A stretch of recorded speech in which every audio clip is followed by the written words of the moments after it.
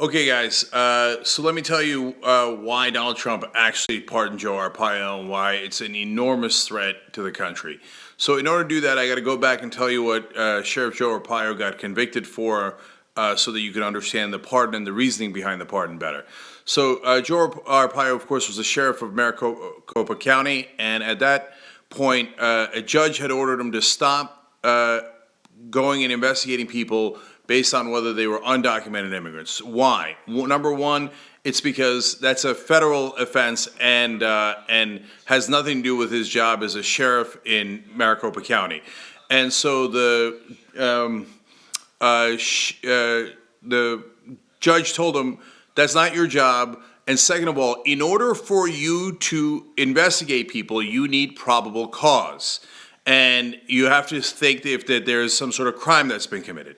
So then Sheriff Joe was like, no, I don't care. I'm not going to look for a crime.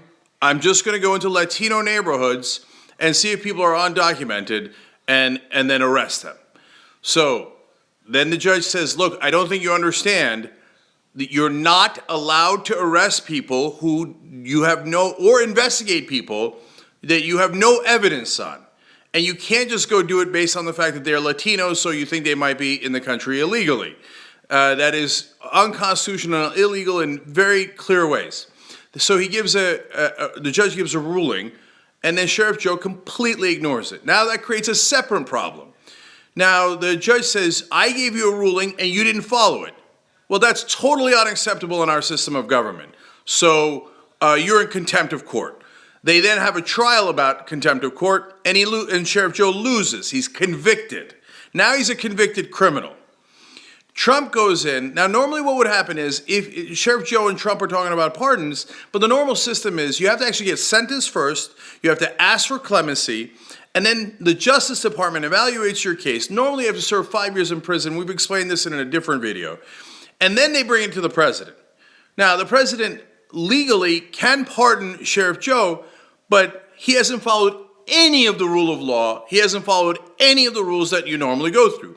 Now, if Obama had done this or Clinton had done this in regards to Whitewater, etc., oh my God, the Republicans would have lost it. It is just so outside of normal, totally unacceptable. Okay, so he doesn't follow any of the rules. You think that's no big deal? Because I guess you don't believe in the rule of law. Okay, fine. And if you're a conservative, never, ever again talk about the rule of law because you're lying. Okay. Now, but put that aside, that's actually the least of the problems in terms of Trump not following procedure on how to pardon Sheriff Joe. The more important part is the actual substance and the content of that. So when he pardons Sheriff Joe, what he says is, I don't care if you don't follow federal judges' orders. Oh, no. What he just said is our system of government and our courts are, if you're a political ally of Donald Trump, irrelevant. Now, that goes to the very, very heart of the rule of law. So that leads us to why did he do it? Now, the obvious easy part is, oh, he likes Sheriff Joe. Sheriff Joe is a political ally of his and he supported him. First of all, that's already horrific. So now if you're an ally of Donald Trump, you can break the law, you can violate federal judge orders, and it's not like we live in a democracy. He's just a strong man, and he just lets his buddies ignore the rule of law. And it is crystal clear. It is a ruling from a federal judge, and Trump just tore it to pieces. Okay, but the more important part is, right now, his own allies that were in his campaign and that were in his administration are being investigated by the special counsel, Robert Mueller. So what he just did was he sent a message to the guys being investigated, don't cooperate with the authorities. If they hold you in contempt of Congress or court, it doesn't matter, I'll just pardon you. Because there is no law left in America. Now we're being run by a strong man. Starting to get fair to call him a dictator because we have laws in this country and Trump just said, I don't give a damn about your laws. I'm just going to pardon anyone who's involved in that investigation. So how in the world are we going to stop it when the president does have the power of pardon? Well, here's how. There's only a couple of ways that this ends. Either Mueller, miraculously, without any witnesses, finds evidence that is financial evidence, etc., and winds up indicting Trump or his allies anyway. Now, it's theoretically possible, and right now they already have a grand jury investigating Trump and his allies, including money laundering. These are not like, oh, hacked emails. No.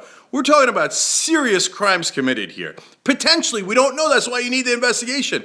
I'm not like Trump. I think we should actually follow the rule of law. And if it turns out they don't have evidence on him, of course we shouldn't do anything then. But that's what the investigation is for. Now he's saying, I don't care about the investigation. I'm just going to pardon everybody. So Mueller could somehow find the evidence without any witnesses that Trump has pardoned. Or the Republicans in Congress can draw a red line and go, if you pardon anyone involved in an investigation of your administration or your campaign, we will impeach you. Because that is obviously against our democracy, against our rule of law, against our entire system of government for you to say the laws don't apply to my political allies. Now that requires some degree of courage from the Republicans in principle. Oh boy.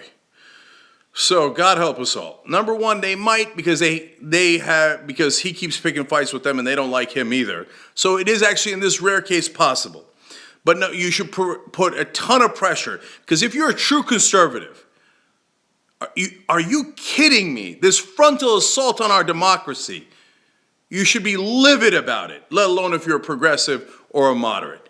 Now, and then finally, if the Republicans don't do it, and they go, I don't care, oh great, turns out we just pardon ourselves. We'll just commit as many crimes as we want and pardon ourselves. Well, then you got to vote him out. You have to vote anybody who does not impeach Trump if he starts to pardon, not before Arpaio, but if he starts to pardon people that are part of the investigation related to himself, well, if you don't stop him, we lost democracy. So anyone who doesn't vote for impeachment under those grounds should be definitely thrown out of office, Republican or Democrat. So this might go all the way to 2018, and the American people might have to decide and put an end to this. But right now, we have a direct threat to our democracy with a president who is absolutely lawless. That's what that pardon of Sheriff Joe Arpaio was about.